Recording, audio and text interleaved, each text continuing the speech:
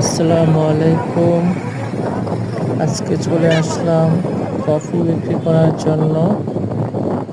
এটা হচ্ছে আমাদের যে নতুন একটা ব্রিজ হয়েছে, তো এখানে প্রায় মানুষ আসে, এখানে আমিও আসি কফি বিক্রি করার জন্য।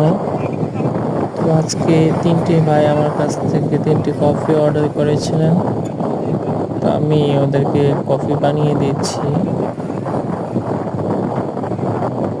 আর এই কফি বানাতে আমার কাছে ভালোই লাগে।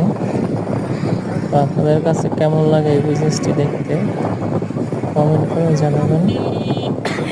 আসলে কোনো কাজই ছোট নয়, সব কাজকেই সম্মান করতে হবে।